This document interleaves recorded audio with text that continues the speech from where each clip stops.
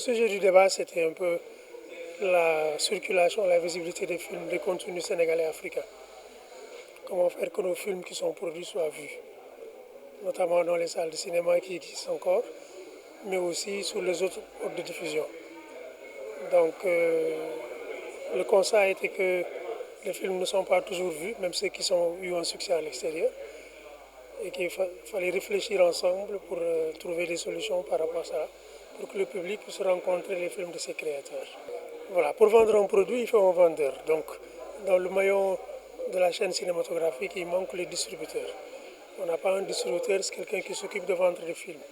Il y a les gens qui font les films, il y a les gens qui écrivent pour les films, mais il n'y a personne pour vendre carrément ces films. Ceux qui sont des vendeurs, des distributeurs étrangers, vendent les films de leur pays. Donc les films, quand ils ont fini d'être tournés, après une avant-première, sont rangés dans les tiroirs. Ils font peut-être quelques festivals à l'extérieur, mais c'est tout. Donc nous voulions réfléchir sur ces questions-là et voir comment le public peut connaître ses créateurs, les valoriser et être au courant de ce qui se fait de bien dans ces pays en matière de cinéma. Ce qui est sorti, c'est qu'il faut se parler à plusieurs niveaux. La première chose, c'est que les professionnels de la diffusion et de l'exploitation puissent se rencontrer et voir qu'est-ce qu'ils peuvent faire par eux-mêmes pour améliorer cette situation. Deuxième chose, demander au FOPICA d'organiser une rencontre ou des assises pour voir comment cet outil financier peut être plus efficace et embrasser toute la chaîne cinématographique, permettre aux gens de faire des films, de les voir, de former les gens au nouveau métier de la promotion et de la diffusion, parce qu'on forme des techniciens, on ne forme pas de vendeurs internationaux, parce que nos territoires sont étroits, ils ne s'arrêtent pas qu'au Sénégal.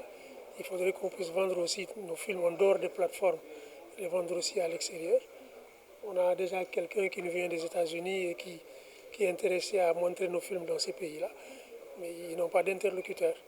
Donc toutes ces questions-là, au niveau de ces assises, on verra comment les faire. Nous espérons que les autorités en charge du cinéma l'organiseront au plus vite, non pas pour tirer sur des gens ou critiquer, mais juste pour voir comment les outils qu'on a peuvent être employés au mieux pour que en fait, ce soit profitable pour tout le monde. Moi, je pense que le monde ira toujours mieux, ça, il n'y a pas de souci.